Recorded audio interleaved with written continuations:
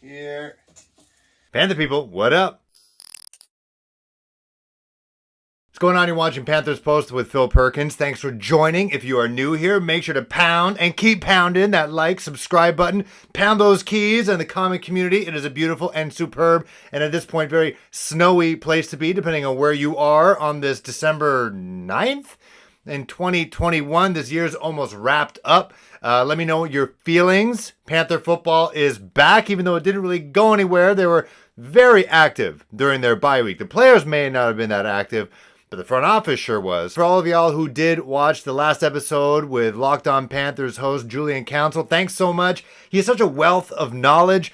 Rarely do I meet somebody who has the gift of the gab as much as I do. And I'll be honest, Julian Council, I felt like I had my own personal podcast with him, just one-on-one, almost like a cameo for 45 minutes of him just like dropping knowledge about his beliefs on the Panthers, where they should be going from here on out, how they've been doing so far. And it was just super interesting. If you haven't checked it out, it's just the last video. It's me with Julian Council talking about the future of the Panthers and the quarterback position. Also, which free agents should the Panthers let go and also continue to pay as members of this team.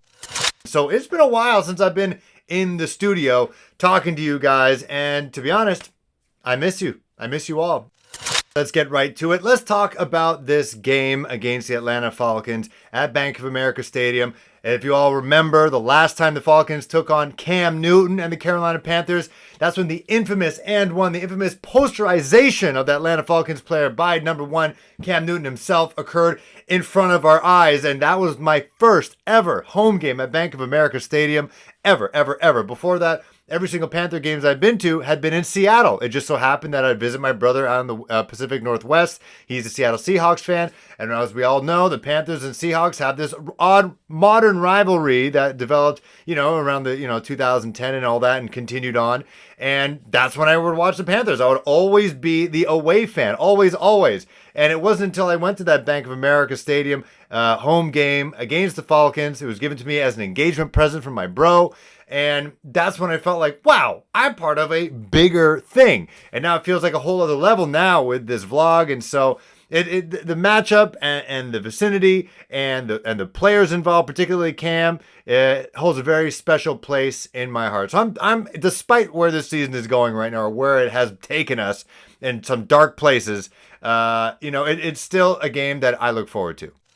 The appointment, the promotion of Matt Rhule's supposed best friend in Jeff Nixon, who has been on his side as the offensive coordinator for the Baylor Bears, the team. Half of the reason why Matt Rhule is the head coach of the Carolina Panthers is what he did not only with Temple, but with Baylor. And he accomplished what he accomplished in Baylor with Phil Snow as defensive coordinator and Jeff Nixon as the offensive coordinator. And so when Matt Rhule said he went beyond his comfort zone to pick up Joe Brady, a guy he's never worked with before, in a way, he's kind of ditching his friend, his best friend, who he used to make his highlight reels with on the VHS with the old school hip hop and all that stuff for him. Apparently, Jeff Nixon used to go to Matt Rhule's house all the time when they were kids. They were best buds, went to Penn State together.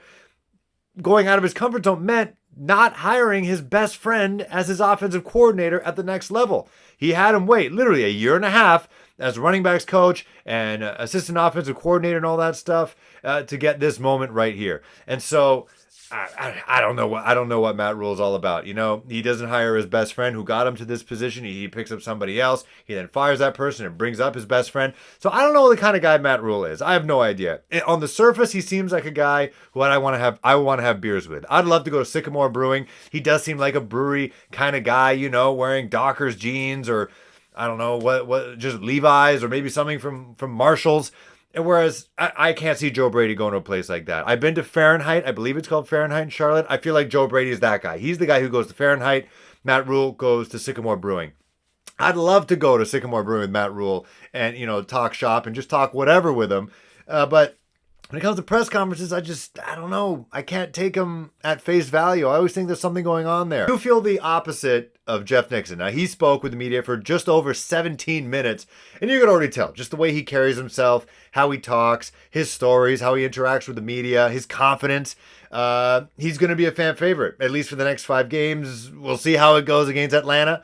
I'll give you my prediction at the end of this. Tell that he's just a blue-collar workman-like kind of guy. A guy like Matt Rule. So it's no wonder that they're best friends. They just get along. So it's going to be interesting.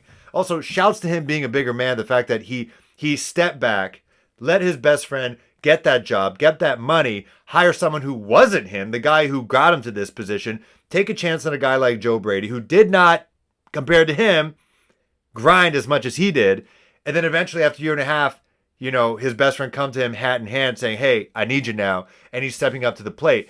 And he's taking it like a professional. And I can tell that a lot of the players respect him. Brady Christensen said great things about him. Jeff Nixon went out to say that, he's not going to implement the Jeff Nixon offense. He's going to implement the Carolina Panthers offense. He shouted out all the offensive coaches that the team currently has. And he's going to focus on fundamentals and just making sure everyone just execute. And after hearing what Teddy Bridgewater said during the offseason, it seemed like that may have been something that Joe Brady and company may not have honed in on as much. But he talked about just everyone just doing their jobs, being an opportunistic type of offense. Matt Rule during practice brought in some, I believe it was ACC referees to try to just, clean up all those penalties, because that was the big talk heading into the season is DBO, don't beat ourselves. And man, they're the best of the league at beating themselves, leading the league in penalties right now. And so that seems like something that should have been implemented bit earlier in the season when they started noticing a trend. Either way, I'm interested to see what Jeff Nixon does as offensive coordinator. He was a running back coach. So, while I'm filming this on a Thursday night, the Minnesota Vikings are just destroying and dismantling the Pittsburgh Steelers right now. Dalvin Cook, I think, already has 2 touchdowns in the first half, and they're just running it down their gosh darn throat. And so it's going to be interesting to see if as a running back coach, is that something that Jeff Nixon is going to implement? We got to establish the run. It's going to be a lot of Chuba Hubbard, a lot of Amir Abdullah between the tackles. Boom, boom. Enough about coaches. Let's focus on the players. And a lot of has been said about the offensive line right now. They had, arguably, it's hard to believe it was possible that they had their worst performance ever. Literally, guys were being rated with double zeros against the Miami Dolphins, so they can only get up from here. However, there are a couple injuries right now. Looks like Brady Christensen could be playing guard. I know people are upset about that. Not getting into offensive line, playing arm length, just not doing it. Cameron Irvin going to be playing left tackle. It looks like Christensen's going to be on the right side next to Taylor Moton.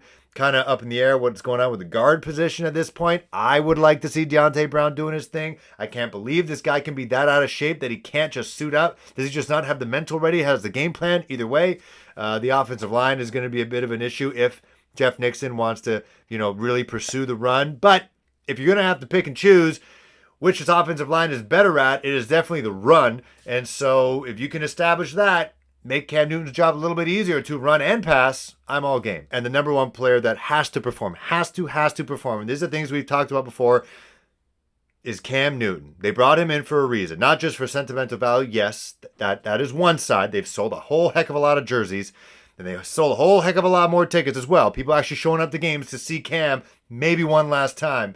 But he still has the measurables, he has the potential, he has the talent to be an X factor in any single game, good or bad. Last 2 weeks ago, it was bad. And he attributed to that Panthers loss against the Miami Dolphins. And Cam was completely upfront talking about, and he said it a couple times now, again, with the Patriots mantra just repeating the same thing over and over again. It is a production-based league. And he mentioned, he admitted, he hasn't been producing, really, at the end of the day, despite his stats. Take a look at the win column. I'm trying to get a win. Hell, I'm 0-2.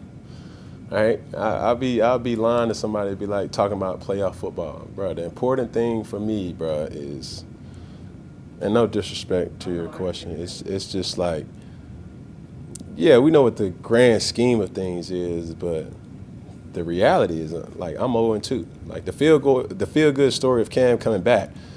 Like, and I said this then, and I'm gonna say it now. This ain't no Cinderella. Like, I'm here to win football games, right? So all the feel-good stories about how we met and this, that, and the third, like, bruh, who got cut, who got released, man, I'm here to win. He's had 2 weeks to prepare now. Then I think the Panthers could steal a couple games. That's how I truly do feel, especially with Cam right now.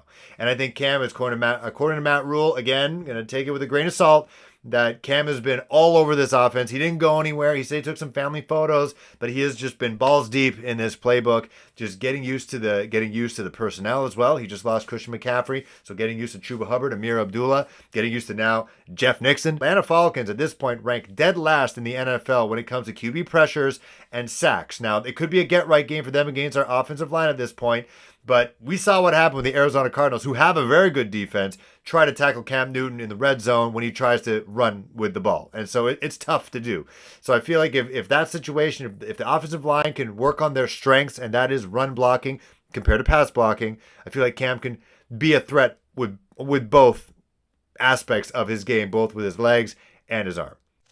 All right, now seeing that Christmas is just a couple days away. I got my Christmas tree, I got my scented candle, all that jazz. I got 3 wishes that I want from this team in the next 5 weeks, and maybe a little bit in the offseason. Wish number 1. I want them to freaking win on Sunday. I think Cam deserves it. I think the fans deserve it, who are turning out to see Cam maybe for the last time. And it was such a letdown. It was such an emotional letdown. I know Cam has said today, actually, this is not a Cinderella story. He's come here to win games. He's 0-2 right now. And I feel like it'd be nice for him to get his first win on his return, Cam Newton 2.0, at the bank, in front of the fans, against a divisional foe. That's my one wish. Second wish, I need the defense to step up. I need them to look back in the mirror. I know Shaq is going to be talking about it. Hassan's going to be talking about it, leading the NFC in Pro Bowl votes right now. Shout out to Hassan Reddick. I need them to find their form again. Maybe they found their mojo during the bye week, did what they had to do, go wherever they had to go, travel, just let loose, forget about football, come back hungry, trying to finish the next 5 games. Because the last thing any of these guys want, especially some of the veterans, is to play like crap, leading to the point where the coach could be gone, and then you have to get through the whole situation with a new head coach, new defensive coordinator, all the new mantra and all the new buzzwords. It would just suck. And that's all I would just like to see, the defense just step up, lay a couple haymakers on Matt Ryan and company. Hey, I hope Kyle Pitts is seeing ghosts when he sees Stephon Gilmore. I think he absolutely shut him down in his very first game as a Carolina Panther. Phil Snow says that, Stephon could be playing 40 to 50 snaps. That's okay with me. He was playing like 12, 13 snaps, all that jazz. But I hope that when he is on there, he's covering their number 1 wide receiver. All right? So if that's Kyle Pitts, so be it. And Dante Jackson's out. My minor wish within that second wish, or the other cornerbacks, just shut that offense down, man. That's all I want. I want Brian Burns to get 2 sacks as well. So my third wish is I want the Panthers to do what it sounds crazy because we're armchair quarterbacks. I want them to focus on these 2 positions in the offseason. Everyone seems to have called it last offseason. They didn't do it. We destroyed the Cam Irvin pickup, the Pat Elflein pickup, even though he's been kind of okay at center. We crushed the Sam Darnold pickup. We were not happy and we were just not impressed. Let's just get a redo. Let's pretend that didn't happen. So my third wish is to really focus on improving the interior offensive line and getting a quarterback. Whether that is keeping Cam and then drafting a rookie or letting everyone go and going big game hunting, which senior reporters on ESPN still believe the Panthers are going to be doing it again. They think they're going to be knocking on the Deshaun Watson door all over again. There are some who, I saw on Bleacher Report, there are ideas that the Panthers can trade 2 picks, a second, and Sam Darnold to Seattle for Russell Wilson. Just focus on that. It's like a stocking stuffer. I want, now that the NFL is allowing it, I want the Panthers to give me what I've been wanting for a very long time, and that are freaking black helmets. All right? I just want an alternate with black helmets, maybe a gray grill or a black grill. Baltimore Ravens pull it off pretty well. And then you wouldn't even have to change the logo. It would just kind of blend in with the rest of the helmet. I think it would look dope AF. Maybe you can do what the Tampa Bay Bucks do and then have this logo be oversized so it takes up a lot of the helmet. A matte black Panthers helmet with the blue and then the all whites on the bottom. That's badass. That's badass. Or just no, don't go all black. Panthers have terrible record all black. Black helmet and then freaking blue with white or blue and black. Wow. Pride's on the line. Pride's on the line for guys like Cam. Pride's on the line for guys like Shaq and Hassan Reddick and Stephon Gilmore. Pride is on the freaking line right now. Pride's on the line for Matt Rule. Jeff Nixon making his NFL debut as an offensive coordinator. I think the Panthers are going to squeeze this one out. I think they're going to rely on their run. They're going to run it a crap ton. I'm saying like 35, 38 times. There's going to be no panic. It's just run, run, run, run, run. Beat your head against a brick wall. I think they're going to run it, like I said, 38 times or more. I think Cam's going to get a score. I think hopefully they be creative, like DJ in the backfield kind of situation, Deebo Samuel type stuff. I think the Panthers win 24-21.